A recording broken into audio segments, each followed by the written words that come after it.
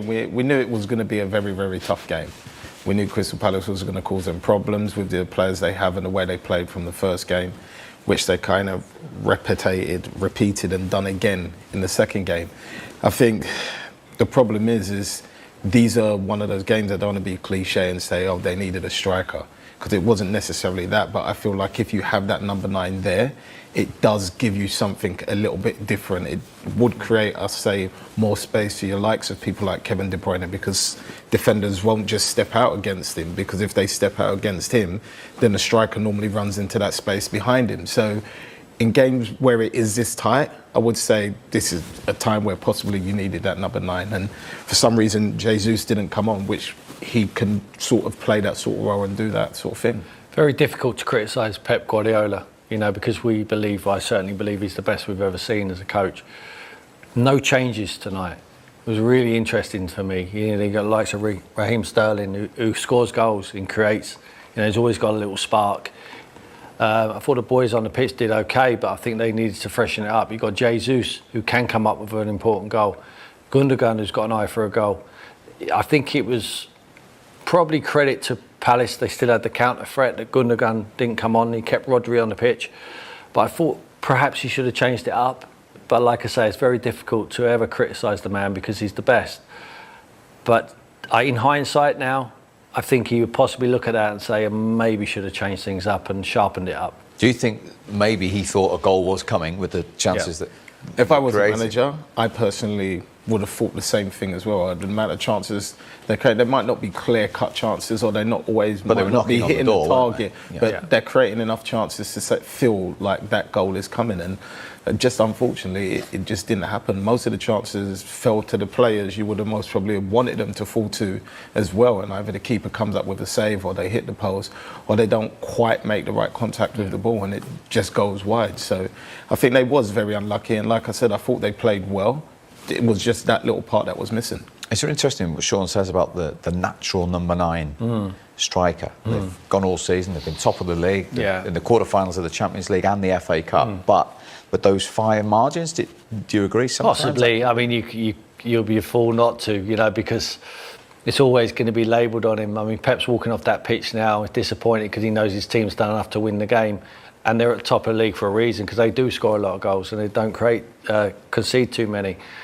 But he knows he's got to go into that press conference, and he knows he's going to be asked, if he could pick, he'll win the lottery. If he picked one question they're going to ask him, and it's, if you had that number 9, if you would have made that signing in January or the summer, would it make a difference? He knows it would have made a difference. He keeps saying it, he puts it in there every now and again. It's easy to say if Harry Kane was there, they would have won that game tonight. But I'm going to say it, they don't lose that game with Harry Kane in there. They do not lose that football match if Harry Kane's there. But I still believe they can win the league without him. They've done it before, and he'll probably do it again this year. But it's getting tighter and tighter now. And the longer that game went on at 0-0, more anxious they got. I think that's why they're missing chances. They're snatching at their chances, rather than that calmness what we see. But that's what happens when you come this time of the year. You get into the final, you're on the final straight now. Liverpool coming up strong. You cannot drop any points. Tonight they've dropped points. Now it's up to Liverpool to capitalise. Indeed. And we saw the post hit in the first half. We saw it again in the second. Kevin De Bruyne. There's actually a shot here of Kyle Walker wheeling away. He thinks it's in. But this is like a great ball, and he hits it perfectly well. And I would celebrate. And even on the second one, it falls to Mahrez. You think again the same, but keeper does well. And I think at the time Foden nudges him, so it would have been Kyle offside Walker anyway. At the bottom of your screen here, Sean, when this hits.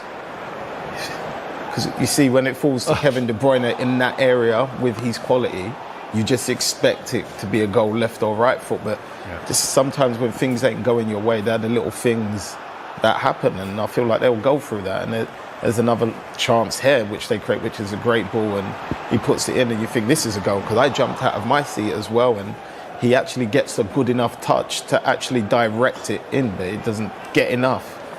And this for me is like a peach of a cross, and the defender's got, for me, do a lot better with that. And I think he knows that himself. But it's football. And sometimes when the pressure gets too much, like you said, the longer the game goes, they're not as calm in front of goal as they most probably would have. If that chance has fell to Laporte, most probably in the first 25 minutes, he most probably makes a clean header and it flies in the back of the net. But they do score today. Laporte has scored recently as well, important goals. They do step up. Even Walker's chipped in with a few goals. Cancelo on the other side. So they do share their goals around the team.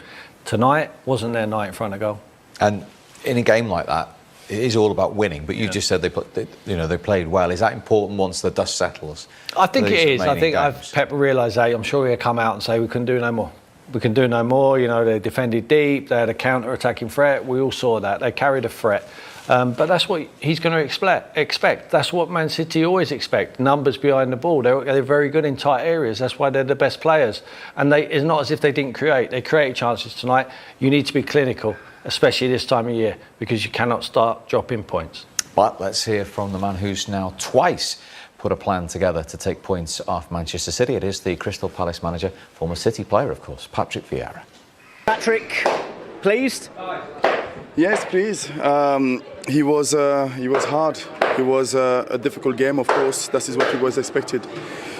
But I was really pleased with the players because we work hard, we work well, we defended well, and we created a couple of situations, couple of chances. But I'm really happy with the team spirit and our organisation today. You had to ride your luck a little bit, but I think any team that gets something from a game against City generally needs a little bit of luck. When you play against City, you have to concede chances, and it's all about having a luck of the day, on the day, but it's about as well putting a shift as a team, and I think we did it today. The luck didn't just came out like that.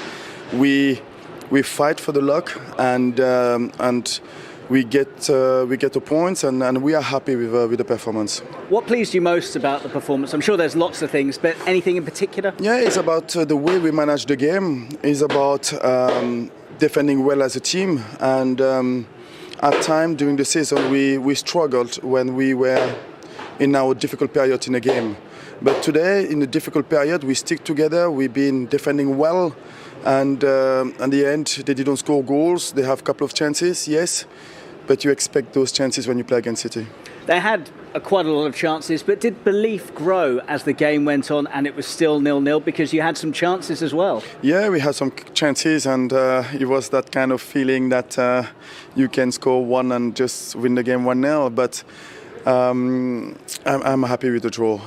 The performance, I think, was really good. All the players work hard, work well, and the team performance today deserves a lot of credit. You've had a lot of credit for the attacking play that you've brought to Palace, but how much satisfaction do you take from 2 clean sheets against Manchester City? But this is the part of the game that we have to learn and to be more consistent if we want to be a better team. It's not just about having the ball. Especially when you play against City, you know that you are not going to dominate the possession. You need to put your sleeve up and defend well and work hard.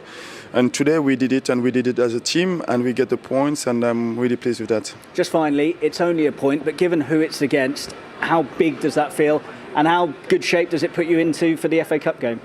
No, it's all about building that confidence, and playing against City and not conceding a goal is always positive. And there is a lot of positiveness to take to the FA Cup game, but today we won a lot. We work quite really hard, so we will have a couple of days to prepare that game. Well done today. Thank you. Thanks, Patrick. Great to see you. How did you see it in the end tonight? Well, we played a really, really good game. Create a lot of chances, especially in the first half. Difficult side, defend really well, tight, and they were with the rhythm. And we played a really good game. You created so much in the first half. Did you look to try and change anything at half-time, or was the message more of the same, please? No, we continue the same. So patient, no concede, and we have our chances. We had it, we could not convert. Sometimes happen.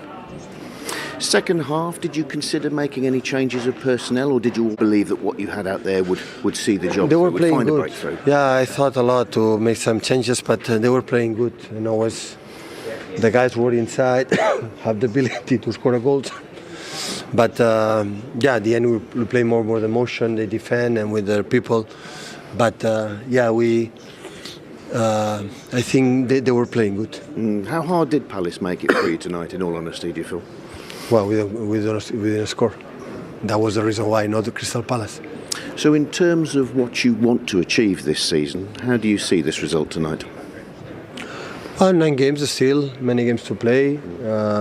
I know we have to win a lot of games, but the way we played, it's no regrets about the team. I would prefer to win, of course, but the game was well played.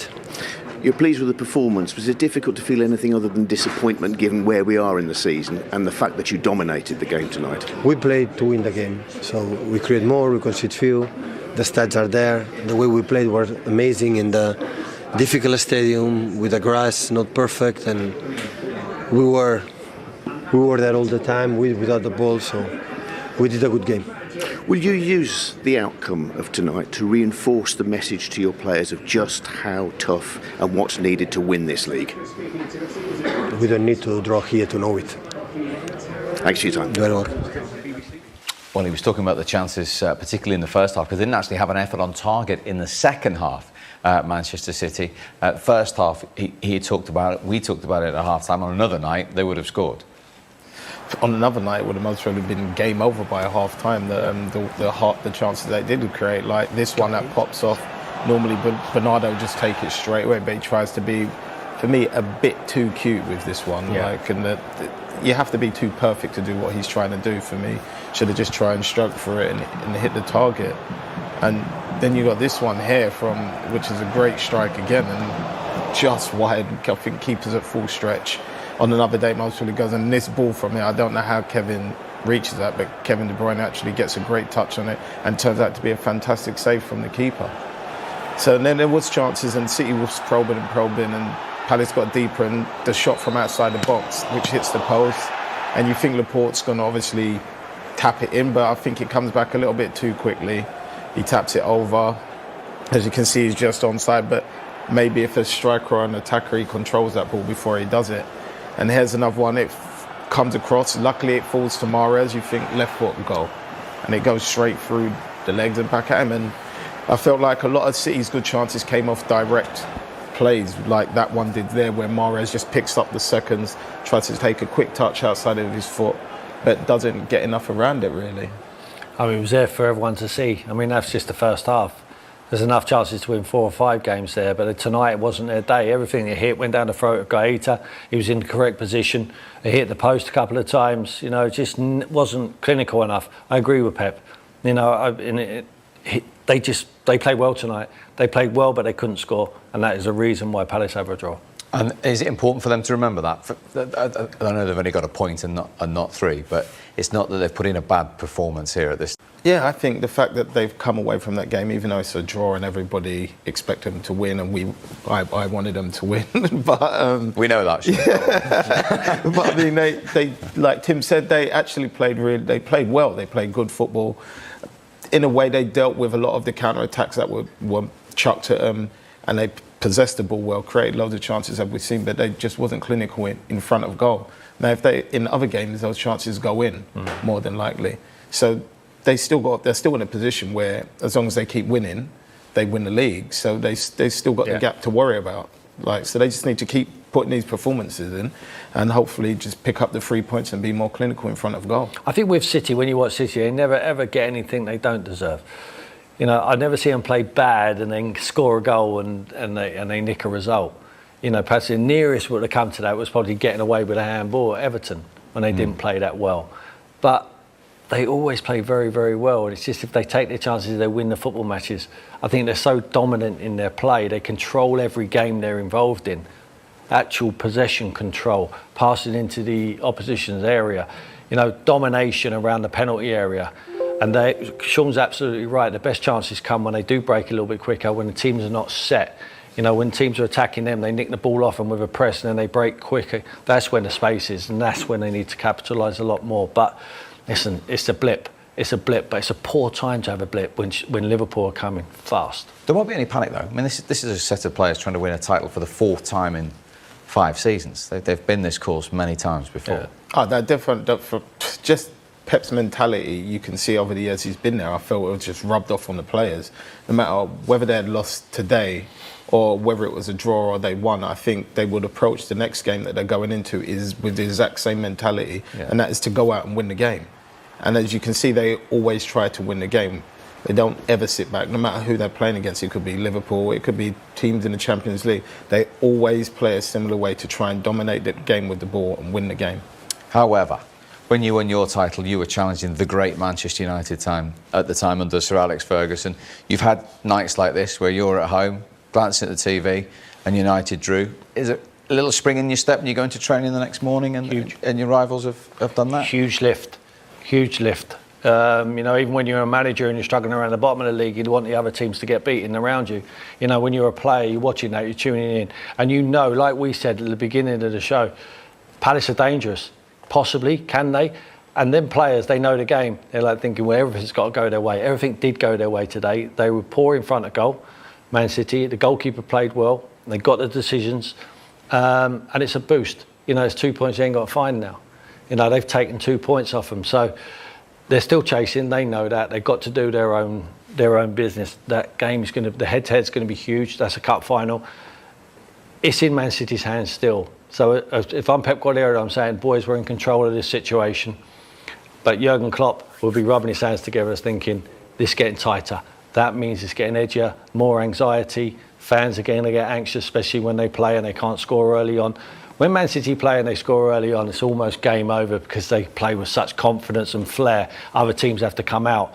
When it gets edgy, get to the hour mark, then they're for the taking. Let's have a look at those fixtures again, because Liverpool, of course, now, it was always a huge game away at Arsenal. They've won 5 in a row and 9 of the last 11 on Wednesday. But given the fact City have dropped points ahead of that game, is that a slight shot in the arm for Liverpool going to the Emirates?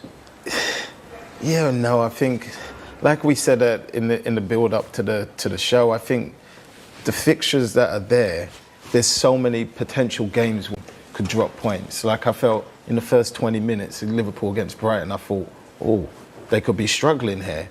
But obviously they come away with it and they put their chances away and plus get a penalty. So for me, it's going to happen again. I think whoever's in the studio or whoever's doing the show will have this similar conversation again. We just don't know whereabouts it's going to be, or is it going to be that final part. But I think there will be more people dropping points. There's absolutely no point me asking Sean this question. I can only ask it to you. Which dressing room would you rather be in? Would you rather be chasing or being chased at the moment, after that tonight? Being chased, always. You rather have the points in the bag rather than the games in there. I mean, if they win their games, they're champions.